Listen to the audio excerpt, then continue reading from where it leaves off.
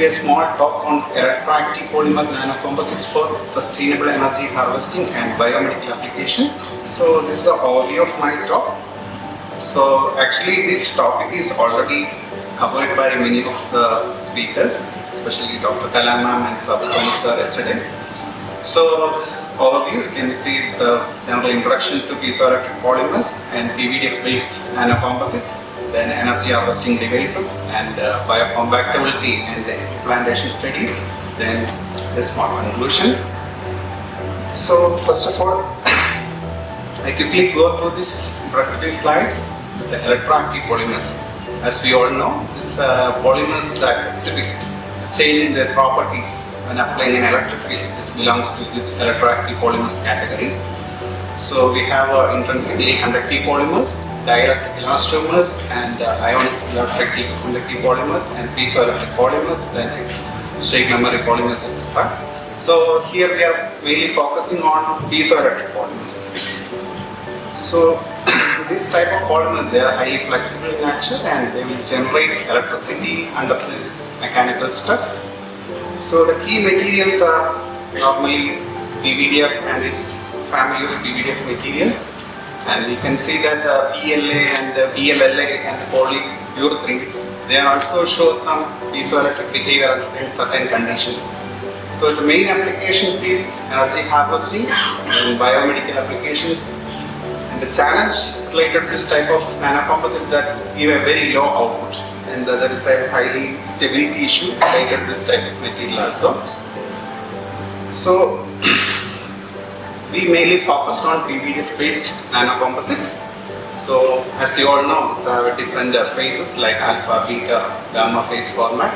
So our strategy is how we can increase or enhance the ferroelectric phase in this PVDF. So we adopt different methods like stretching, Pauling and polymerization, and nanofiller adding, then solvent engineering methods, and we also tried electrospinning and different annealing mechanism also. So we tried with all the type of different PVDF systems. You can see PVDF have different copolymers and polymer family. Then in certain applications we can use PVDF, and PVDF HF is a highly biocompatible material, and if you need high ferroelectricity, then you can use PVDF TRFE, and if you need any high dielectric property, then you should focus on PVDF TRFE CTP polymer system. So we mainly focus on this type of polymer actually. So the interesting thing is that TRFE is mainly a ferroelectric system. If you go for the CTFE and CFE, you can see that it shows always a relaxer behavior. So this relaxer behavior actually introduced due to this CFE content or CTFE content in the system, it produces actually defects. So this defect generates nano domains of ferroelectric content in the system.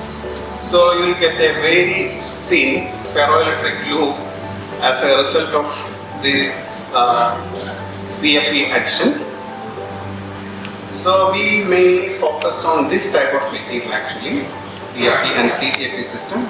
This is very similar. One is tetrafluoride and one is chlorofluoroethylene. So you can see that the dielectric constant is too high. It's something around 70 to 80 normally. So the main thing we focused on the energy harvesting part. Then we fabricated the piezoelectric energy harvesters and this bioelectric energy harvesters and tribo and magnetoelectric energy harvesters, and finally we fabricated some hybrid systems also. So these are some of the combinations we could able to fabricate so far. We fabricated in different formats like films and layer by layer and fiber format, etc.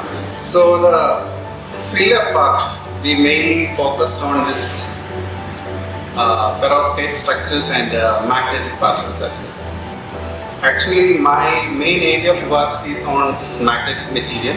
We recently only started this work on this piezoelectric polymeric system. So we have different types of magnetic systems like spinel ferrites, garnet, then hexaferrite and orthoferrite. So normally what we are doing is we are measuring is the temperature dependent magnetic studies and defect studies on this type of magnetic material. Now what we are planning to incorporate this type of magnetic material into the polymeric matrix. So you can see one of an oldest paper that is coming in 1972. It reports the first time the product properties. Like if you want to make some desired properties, you can combine different materials together. So in this way, we combine AVDF and magnetic materials. So this is the first our energy harvesting system. This is basically a pyroelectric energy harvester. So this combination we made with CTFE with sodium niobate. You can see the sodium niobate is an excellent nanoparticle. Sorry, anti-ferroelectric nanoparticle actually. So you can tune its ferroelectric properties by varying the size. So it always shows very complex ferroelectric behavior. So we need a relaxer anti-ferroelectric hybrid system. That's why we mixed CTFE with this sodium niobate, and this is the characterization part. You can see we were able to synthesize pure sodium niobate orthorhombic phase. Then we incorporated the sodium niobate into the CTFE matrix, and in different concentrations you can see that the beta phase enhances after adding this nanofillers. Then we also did morphological analysis, thermal and dielectric measurements, and this is our main area of research, like pyroelectricity. So you can see this is the Olsen cycle. So you can see that there is a PQRS thing. So this is the isothermal polarization part. This is the isoelectric heating part. This is again this isothermal depolarization part, and this is the PS is the isoelectric cooling part. So we measured P, so like polarization electric field behavior under different temperature actually. So we selected an optical window of 30 degree and 60 degree. So why we select means this is the for the real time application we can use only this much optical window, thermal window. So once you increase the temperature, you can clearly see that it shows a negative thermal shifting, like the peaks are shifted to the lower side. So if you then can apply this Olsen cycle to this combination, so you can see that you can calculate this energy density from this Olsen cycle. So we found that the harvested energy is something around 68 joule from this 28% sodium niobate incorporated CFE system. So this is a promising result actually. So we are working on the systems again to improve its efficiency part. And another system we worked on is piezoelectric energy harvesters, and another one is triboelectric energy harvesters and hybrid energy harvesters.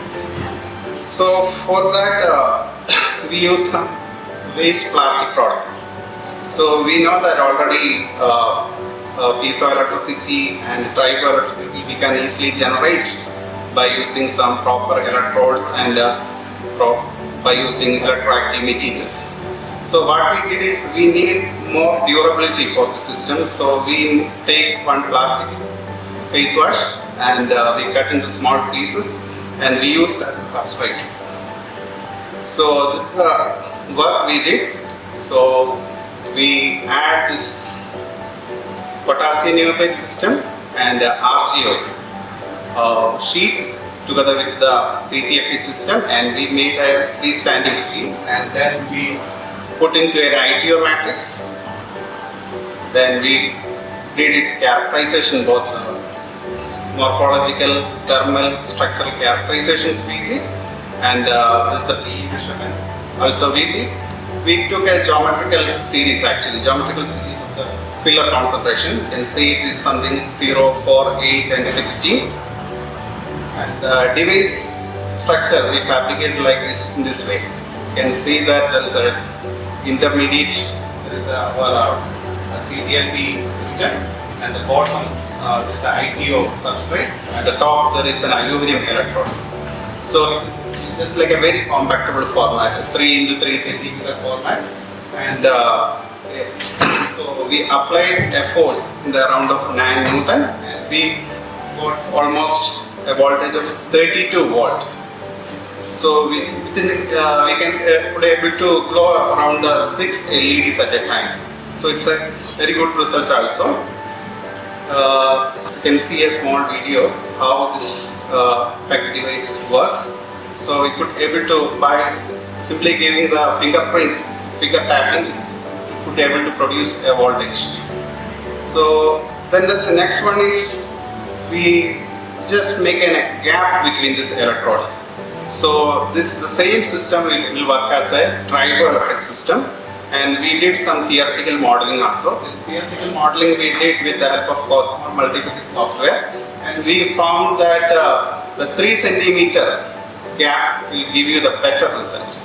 So in this way we again fabricate the device. So you can see that we maintain the air gap distance is 3 centimeter, and we could able to produce a voltage of around 370 volt. But the current value is too low. That is the main problem still we are facing. Anyway, so and for the real-time application, we could able to display a LCD monitor display. It will stand around 1.25 seconds also. So it will work as both in a triboelectric and hybrid format system. And you can see that the same device able to glow the LEDs of 19 LEDs at a time. So it's a good combination. So another system is we fabricated by adding the magnetic pillars. So the same way we fabricate freestanding film, and we did the structural and morphological characterizations. And the main part we focused on this magnetoelectric part.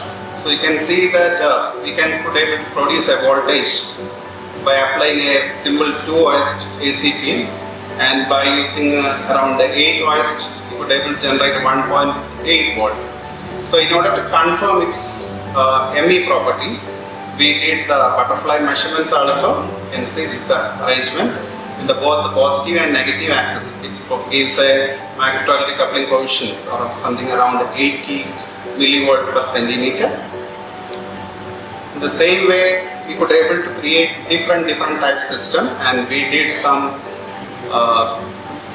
structural morphological modifications by incorporating more pores into the systems. So by using different solvents, we can create more pore size. So this pore size also affect the final energy harvesting part. So it could able to produce something volt around 4 volt, but you can see that the ME part, it's give a magnetoelectric coupling coefficient of 26 volt. In the similar way, we fabricated another system also. This is a ferrite incorporated system. In this system, what we did is we added a 1% ferric nitrate. So it will create an additional hydrogen bond. So this combination enhances the property in such a way that you can see the same 3 voltage system go to around can go some around 4 to 5 volt. Small variation anyway. So this is some modification we did. And another interesting area we worked on is fibers, nanofibers. So for that we used the PVDF HFV, and we incorporated sodium oxide, so the zinc oxide and strontium ferrite. So we made a multi-ferroic nanocomposites. You can see it's a very uniform fibers we got. It's a very bead-free systems, and we did both structural characterizations, and we could see that the beta phase get enhanced from 50 to 91% after adding the strontium ferrite in the system. And we also done its electrical properties. There is a high increase in the dielectric constant. So this is mainly due to Maxwell-Wagner interfacial polarization in the system, and we could able to produce a magnetoelectric coupling coefficients of something around 25 with a filler loading of 8% non-shift ferrite. And we also did its energy harvesting. So in this case, the fiber system itself, normally fibers with that it's contain a lot of pores natural. So but in the fiber system, we could able to generate a voltage of something around 15 watt. So this is actually there's a load analysis. You can see that it produces a good current voltage behavior, and it's give a power density around 2 milliwatt in the 10⁻⁷ ohm. And this is our latest work we worked on in the core shell system. In this work we selected 2 different polymers like PLA and PVDF TRP. Basically, PLA is not a ferroelectric system. You can make it as a ferroelectric by applying an electric field or stretching into the system. So we made by this core shell system by using the biaxial method, and this is the experimental setup. And we could able to produce a very fine nanofibers. This we almost took 3 to 4 months to create a good core shell system. You can see it's a very fine core and shell structure here. The core part is around 200 nanometer and the shell part is some 420 nanometer. So then again we did energy harvesting measurement by using these fibers, and here you can see we added up to some 8%. In this case, around the inner part, we added some cobalt ferrite system actually. So the cobalt ferrite PLA is the inner part, and the PVDF and the sodium niobate is the outer shell. So this is the main area we focused. So by measuring its electrical PE measurements, we applied a very low magnetic field, something around 100 oist and 2000 oist. We could see that the PE loops are getting shifted downward. So it's a clear indication of magnetoelectric energy harvesting in the system. So you can use the same system for a magneto-mechano-electric concept. So you can harvest energy by using even the magnetic field. So the same system, it acts as a piezoelectric system. Then again it will act as a magnetoelectric mechano generator. So another area we focused is we fabricated this type of different energy harvesters. Then what is the real-time application? So we think about we can use it for some sensors, and we can incorporate it then tissue engineering and some drug delivery application. For all these things we have to check its biocompatibility. So we check the biocompatibility of all these systems with the help of Pushpagiri Research Institute, especially Dr. Nebu sir. And we did a series of measurements like MTTSA and acute toxicity and skin sensitization and subcutaneous implantation. These are the studies we have performed on the system. You can see this some antibacterial studies also. The same system we performed the antibacterial measurements by using MIC method, and it gives very good result actually. And the MTTSA, this is as you all know, it's a very common technique. It's a first in vitro method to identify the cell viability, and all our prepared materials shows very good cell viability. And the skin sensitization we did in 3 different formats like induction 1, induction 2 and challenge phase. For the induction 1 directly we insert, we added this material, PBS extracted material directly to insert the skin, and another one is the induction 2, we put the scaffold in the skin, and the challenge phase we observed all the type of skin irregularity after this insertion.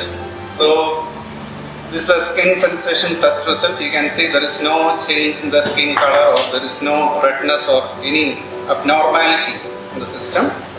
So then another thing is we did on acute toxicity. These things are already discussed by Dr. Nebu sir. to assess the short-term toxicity of this material, we can do this acute toxicity, and another way we can do the toxicity measurement is chronic toxicity also. So for the acute toxicity, we did on the male rats. Then we harvested the internal organs and we did this HND staining. You can see that there is no abnormality in the cell structures also. It's the TETX and just the 40x magnification image only. So another thing is we did on subcutaneous implantation. Subcutaneous implantation we made by implanting a small scaffold into the rat skin, and then there is histology images we analyzed. We can see that in the different time duration, such like week 1 we can see there are some number of macrophages and neutrophils only in the system. After some time, some weeks, like second week, we can see mainly the macrophages are there and a few neutrophils are in the system. Again, week 3 we can see the number of neutrophils get reduces and fibroblasts get increases. Again, going for the week 4, then we can see that the more number of fibroblasts in the system. So it shows the system is highly biocompatible, and we can use it for some wound healing applications. So these are some of the suggested applications of our material. We can use it for tissue engineering, and we can use it for self-powered wearable devices and implants, and we can use it as smart sensors. And then another works we did on the PLA system. I just go to the result. You can see we mainly worked on under diabetic wound healing. You can see this is our fabricated PLA system. It's a ferroelectric system also. PLA neodymium oxide ferroelectric system. You can see after days 21, it cleared, the wounds are get cleared. So it's also a very nice result. So this is the conclusion. So PLA based polymers were used to fabricate the nanocomposite films and fibers, and the samples are characterized, and their energy harvesting studies shows excellent performance. We could able to fabricate the partial fibers and tested its energy harvesting capability, and in vitro and in vivo studies confirms the biocompatibility of the systems. Then finally, acknowledgement my co-authors, my former student, Dr. Rahul, Dr. Sobi, and currently working PhD students, Karthik, Sandra, Anju, Rishi, and my collaborators, Professor Nanda Umar sir, and Sabu sir, Didier, and Nebu sir from Pushpagiri Institute. And my project is supported by sir and MOE stars and UGCD ACS sir. Thank you. Thank you, Raneesh, for this interesting talk. Very nice. So we all have 1 or 2 questions, quick questions. Regarding the history system, or like when you mentioned the kind of a electric kind of something. Yes. So the filling is made like it's a kind of a roads which is like this direction that right. It is not aligned. It is not aligned. So do you think that it will affect checking the actual ferroelectric properties of those materials? Not like that. Actually, we made most of the filling with PVDF. PVDF itself has a ferroelectric phase. So we can improve that ferroelectric phase by adding these fillers. So it will make an automatic alignment, or there is a fluoride hydrogen alignment in the system. Okay, so you get a kind of... Yes. I have another question for you. It's about the hybrid device for LEDs, what you're using. You mentioned that you have a 3 centimeter area. Yes. Is it crucial to have just 3 centimeter? That's a theoretical modeling. Actually, before manufacturing the device, we go for a theoretical modeling. So by using there is a software called Cosmol Multiphysics. I think you're familiar with that one. So by using the software, you can calculate the modeling, like at what distance you will get the better tribo output. So by using that theoretical modeling, you can fabricate your filling. Then you can finally you can for the experimental part. Long live India and France friendship.